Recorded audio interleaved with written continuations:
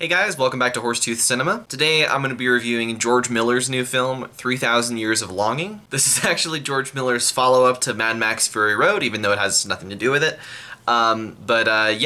George Miller obviously is most known for the Mad Max movies, but he's had a really eclectic, interesting career. He's done the Happy Feet movies, Babe, Pig in the City, The Witches of Eastwick. He's one of our most interesting filmmakers in terms of just going, I know I'm known for this, but I'm just gonna go make whatever I want right now.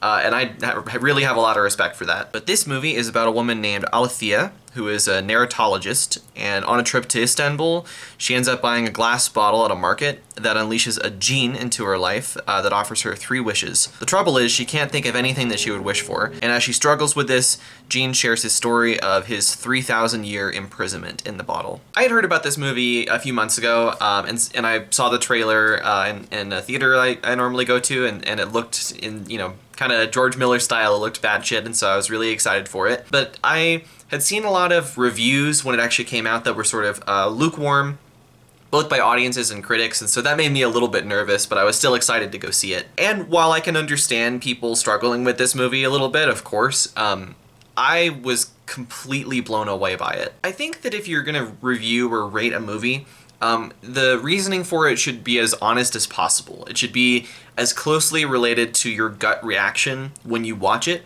as possible, and not necessarily just trying to pick apart every little detail. Not that you shouldn't look at the movie from an analytical perspective and try and, look at the nuts and bolts of why it does or doesn't work, but if you let that, get too much into the way of just how the movie makes you feel, I think the purpose of it starts to get lost a little bit. And there's lots about this movie I could pick apart and, just little details that may not work.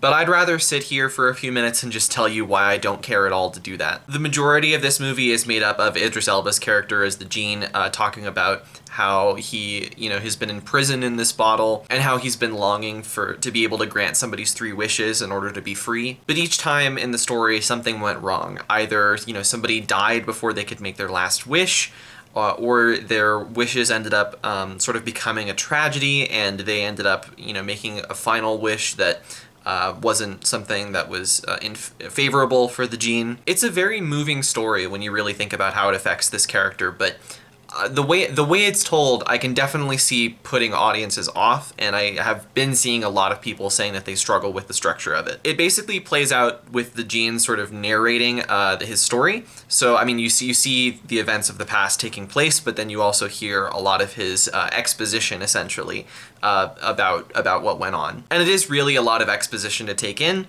It's something that I don't normally love in movies, but as I'll get into it, for some reason, it just really worked for me here. And I think it's really interesting that George Miller made Mad Max Fury Road about 7 years ago. While being one of the best movies of the past decade, it also is a movie that has almost no exposition in it. It really prides itself in telling its story entirely through action sequences. And 3,000 Years of Longing is kind of the opposite. It really does have a lot of story for you to not only see, but also hear. But what's even more fascinating about this style is that it entirely worked for me here. Normally, I'm put off by a lot of heavy exposition because sometimes it's just not, you can tune out a little bit. It takes you out of the cinematic experience. But not here at all. I think because it's told as a fairy tale, it sort of comes off as like somebody is narrating this fairy tale to you. Like it's almost like if your parents are reading you a storybook at bedtime. And because that idea is comforting, and because it also has really beautiful visual sequences to accompany it, it really did lend itself to the cinematic experience for me, despite on the surface level feeling like that might be a bit of an issue. I think it also just works because in this movie, Miller is trying to examine the act of what it means to tell a story. And because of the meta nature of that, it makes sense that it plays out in a way that is more similar to a storybook as opposed to a very conventional film. So even though I don't think I can say I've seen a movie that has the kind of structure that this has, I was really gripped for the entire runtime. And I think a lot of that has to do with the fact that the 2 lead performances really get at the emotion that these characters are feeling. Idris Elba gives my favorite performance I've ever seen from him. It totally tops his performance in Cats. And he and Tilda Swinton have really excellent chemistry with each other. Over the course of their conversation, you really get a sense of their shared apathy and pain. These are two people that are really disillusioned with the idea of happily ever after. She's a narratologist, and so obviously she approaches this scenario from a very academic perspective. And, she understands that stories of three wishes and genies are sort of, they're cautionary tales. So this sort of prevents her from wanting to make any wishes at all. And though throughout their conversation, the genie really wants her to make three wishes, through his story, you realize that there's, even for people who he's granted wishes for in the past, there's never been a light at the end of the tunnel for him. Someone always ends up suffering, and he just continues to go right back into the bottle to suffer 3,000 years of torment. Throughout the runtime of this movie, I was thinking a lot about how, narrative and especially like the magic of movies can kind of dwindle for people over time the more that you see movies. Because I've seen so many, I think it really takes a lot more than it used to for me to really feel that movie magic. I mean, if I watch something like the stupid new Pinocchio remake, which is just fucking awful, if I watched that as a little kid, I probably would have been totally taken with it because it's this new thing that I haven't, experienced before.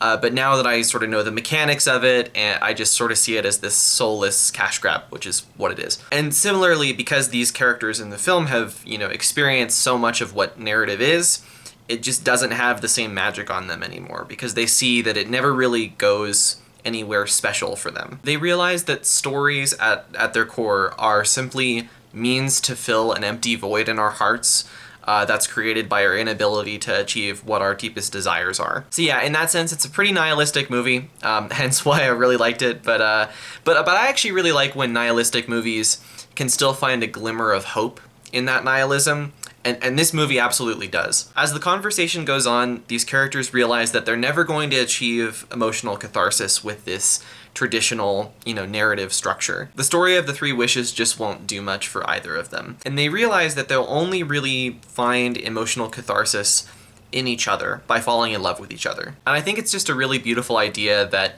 making the most of it with somebody that you're close to is all you can really hope for in life, and to sort of, create this this sort of aura of like three wishes. It's just, it's not going to lead you anywhere satisfying. But the idea that these characters can accept their circumstances and just find catharsis in each other, I don't know. I just thought that was really hopeful, despite how nihilistic the premise of the movie is. I know this movie has been a little bit of a struggle for critics and audiences alike. But I was just completely floored by it, and I have to be honest with you guys about it. It's absolutely one of my favorite movies I've seen this year, and I can't recommend it enough. Please go support it if you can in the theater. It hasn't been doing great at the box office, which is really disappointing for me. I think a lot of that has to do with the way that it was given a wide release immediately, and members of the public just weren't really sure what to do with it. So I completely, I understand why it's bombed. I just... In terms of how it was marketed, but not in terms of the movie itself. I think it's really, really good. So I'm going to give it 4.5 stars. I do think there's some questionable aesthetic choices at times. Like this, I thought the CG was mostly pretty good, but there's some green screen stuff that's questionable. But yeah, emotionally, I was just really floored by this one. So yeah, please go check it out. Anyway, that's going to do it for this video. Thank you guys so much for watching. If you like this, you can like it down below and subscribe to the channel if you want. I've got more videos coming out soon. I'm going to be doing a podcast with my friend Jackie soon, so that'll be really fun. Stay tuned for that, and I'll see you guys in the next one. Bye.